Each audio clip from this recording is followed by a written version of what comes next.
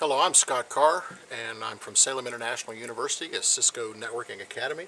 And what we're going to do here is build a computer. And you can see here I have a standard ATX desktop case. I have a really small 450 watt power supply. And I know that the fan on this is going bad, so we're going to have to change that out here pretty soon.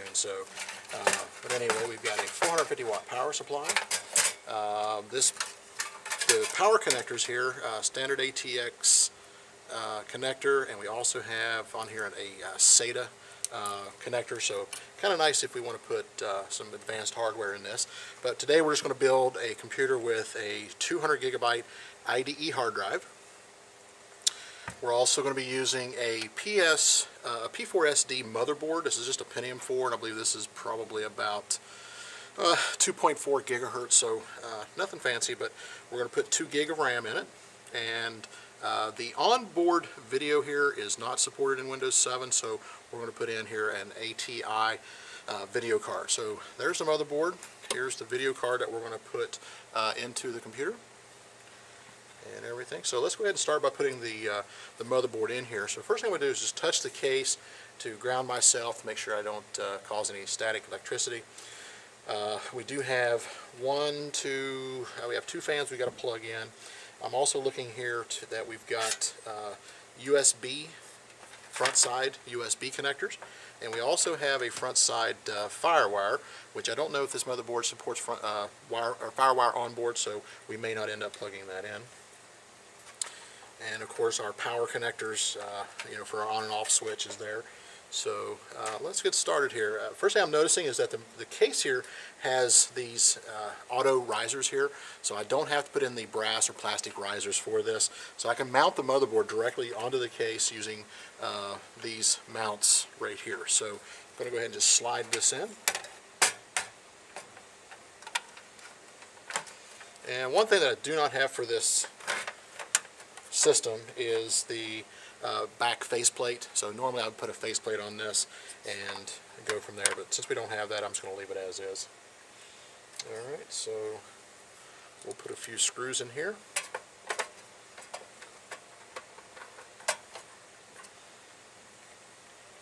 And what I'll do is I'll come to this side of the motherboard, that way we can get our motherboard squared up and lined up with all the slots and everything. Then I can go ahead and put all the other screws in.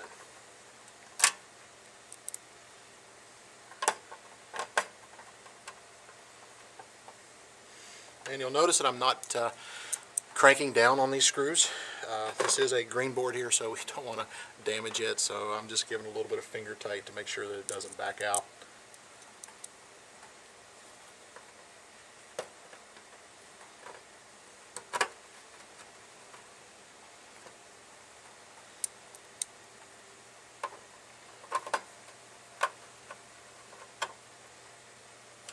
And let's put one more in here. Now I'm not going to take the processor off the motherboard. It's already been mounted. The reason I don't want to do that is I don't have any thermal tape or thermal paste to reapply to the heatsink, and because of that I don't want to take it apart, just because I don't have the proper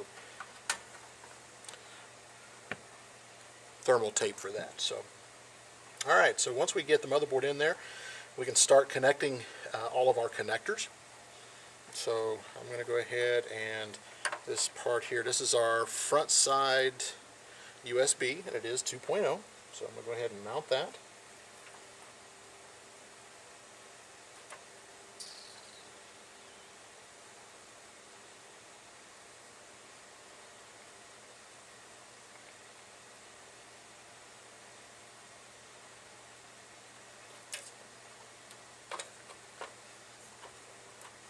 Okay, got that located.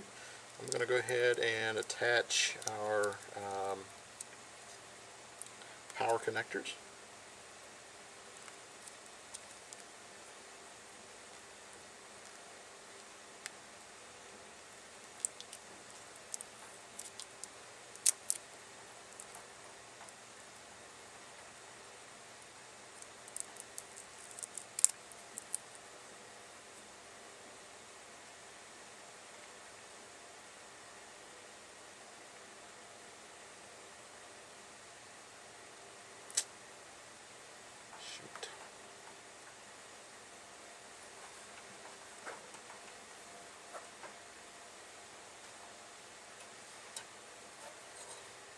Okay, so what I'm going to do next is connect our power connectors, and you'll see here I have different ones. I got the HDD light, I've got the power LED light, I got the power switch, and also the reset switch. So what I'm going to do now is just plug in the power switch.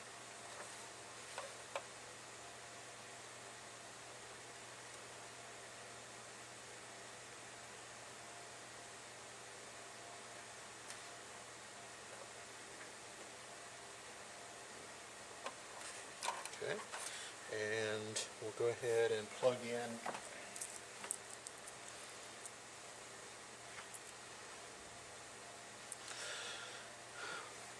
Okay, so what I'm going to do next is just make sure I get this out of the way. This is our front side firewire. We don't need that. And we've got here, this is going to be our audio. So we have audio on board. So we got front side audio, power and speakers.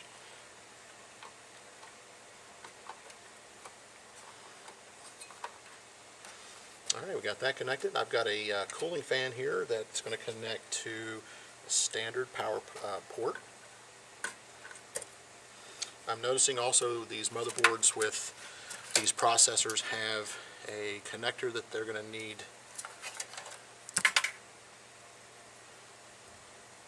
connected here for the motherboard. What else can we do here? We've got the power connector for the main board,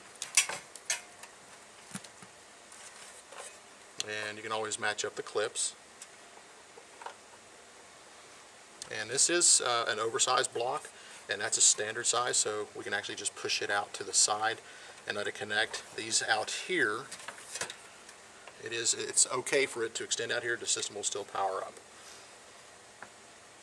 Alright, so we got on here now is we have two 1 gig sticks, and I'm going to put these in the proper banks.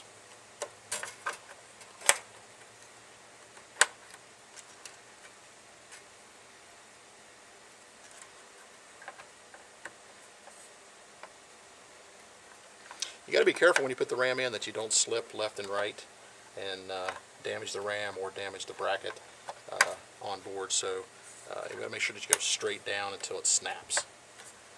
Okay, so we'll close all these up here, and we have our RAM installed. All right, so I'm gonna go ahead and attach our power supply.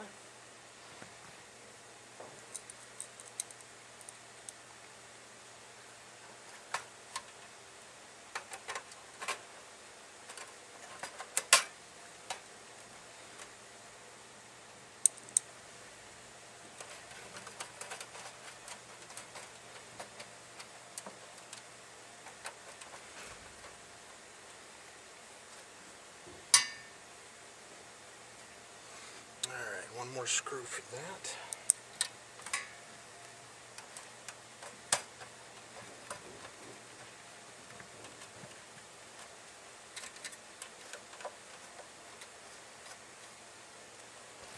Alright, so that's firmly attached. Our motherboard's firmly attached. Looks like we have all the connectors here connected, so I'm going to go ahead and mount the hard drive. So here's the bracket for that, and I believe this sits here and slides forward. So we'll have a screw here and a screw on the side. We also need to make sure that the hard drive is facing towards the back. Now this here is a 200 gig hard drive, and this hard drive here is running at 7,400 RPMs. So we have two different types of hard drives. Well, two different types in many different ways. First off, we have the IDE, and we also have SATA. So if we want to have a little bit newer or faster system, we can go to SATA. And this is also IDE. We also have 5,400 and 7,400 RPM drives. So depending on, 7,400 RPMs are obviously faster. So something to consider here is what other devices am I plugging into the system.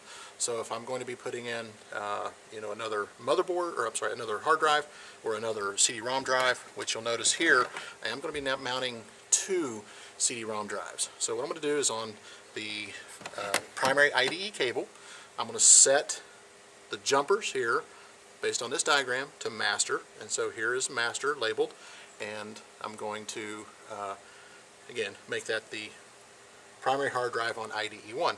Then what I'll do is on the other two drives I'll make one master and one slave and set the jumpers correctly so that the CMOS will pick those up correctly and the motherboard or the computer will read it correctly. So we'll take this back out, and I'm going to mount this in here.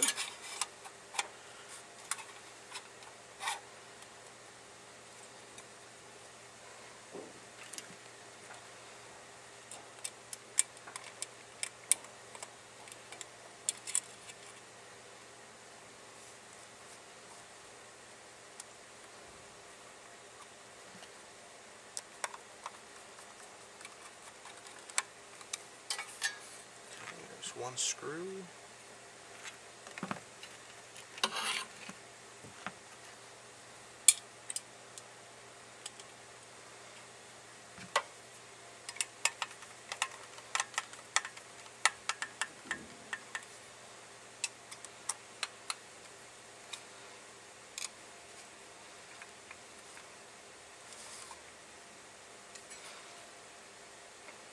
All right, so we are going to mount one screw on this side. It's not important to put all four screws in, so.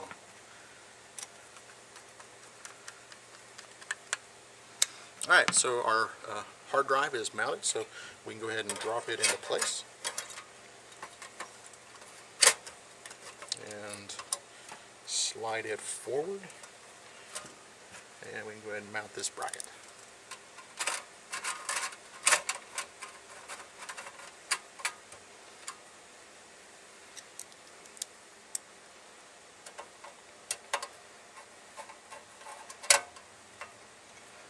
Okay, so that bracket is mounted. Now, this is just a standard IDE cable, and the IDE cable, you'll know which way is going in correctly because of the notch. You have your primary and secondary connectors. So here's your master and slave. So we'll take this part here to the motherboard.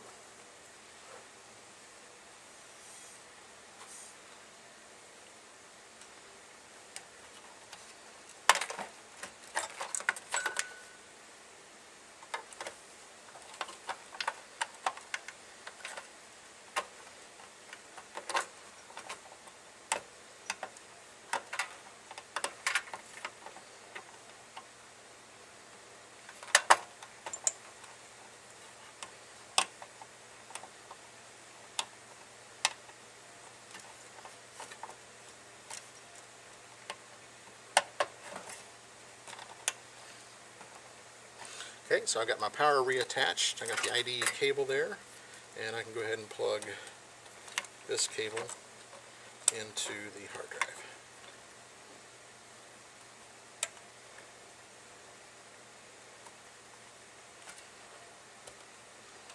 Okay, so we got that firmly attached. And what I'm going to do is just tuck the excess cable here underneath the drive so it's out of the way of everything else.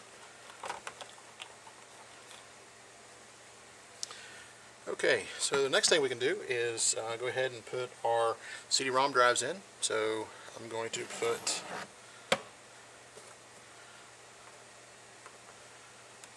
the primary drive here in the computer. So what we need to do is take a look at, make sure it's IDE. We also have our master and slave or cable select connectors back here, and this one here is jumpered for slave. So this will be our secondary drive. So I'm going to go ahead and put it in.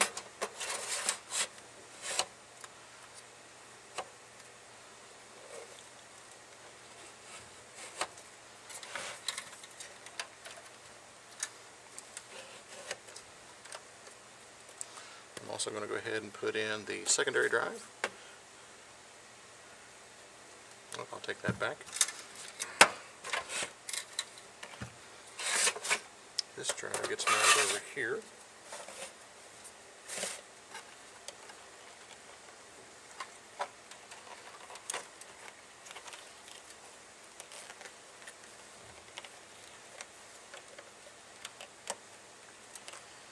Alright, so we have, that's why the hard drive was labeled, or was jumper to master, and this one's jumper to slave. So go ahead and get it put in, and I won't mount these screws yet until I get the case on. I can measure get this drive in, we can measure the distance there. So, alright, so this one here is set to cable select, so it doesn't really matter where I connect it to the motherboard. And this one has a bracket on the side, so it'll pop into place. It won't require any screws. Now what I'm going to do is just line this up with that and mount a screw on top to secure it in place. And just the reason I'm doing that is because I don't have a bracket on the side like I did for this piece over here. So, but this will keep the drive from sliding in and out, just like that. Okay, so pretty much have all that. Now what we can do is plug in the other cable here, and we've got a master device here. So we're going to take this and go to the motherboard.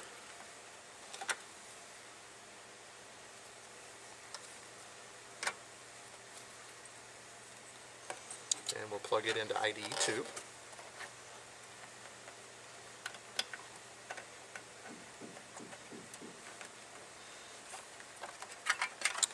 And we'll plug this into the motherboard. Tuck the excess cable underneath so it's out of the way of everything. Alright, so the next thing to do would be to get all our power connectors connected, and we'll just route the ones to where they need to go. So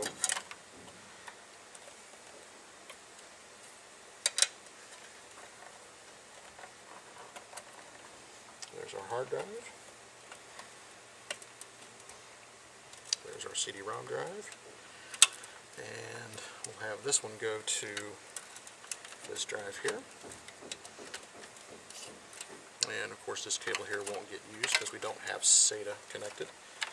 And I want to make sure that all my cables are tucked away from the cooling fans so that they don't connect into or they don't hit the blades.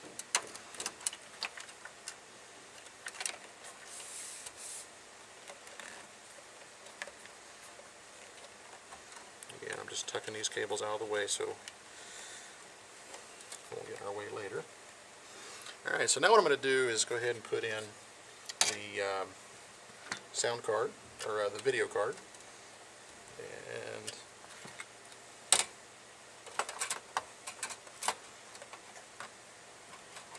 this here is a PCI video card, and all the white slots in a system are considered PCI.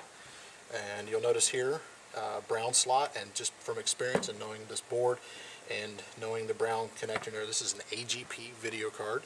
A lot of our newer systems will have PCI Express. I believe that's one of the faster connectors now, and so if I was building a gaming system, I'd probably find something with a PCI Express video card. So that would make it really, really nice for gaming anyway.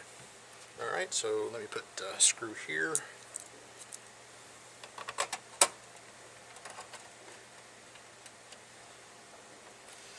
Alright, so it looks like we have everything connected here.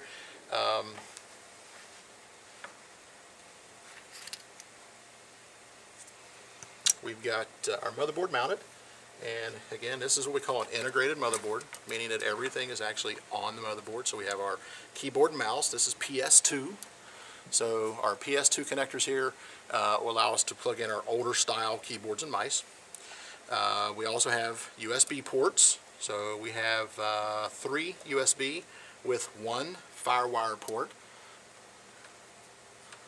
We have a DB25. So if we want to connect a printer or something like that, we can. We also have an RS-232, so we can plug in a lot of different things with this. Most of the time we'll connect external modems for like people who want to process credit cards to their computer. We'll have that. We have the onboard sound and the RJ45 connector, so if we want to have internet, you know, we can plug in our hard cable, physical cable, and plug it in there. So the AGP video card here, this is a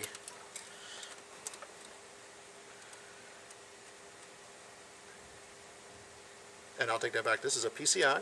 It's ATI 9250, so it does support dual screen. So if I wanted to, I could plug in a DVI cable here or an SVGA cable there, and I could have dual screen with this. So it makes it kind of nice. All right. So that pretty much wraps it up with building a computer here.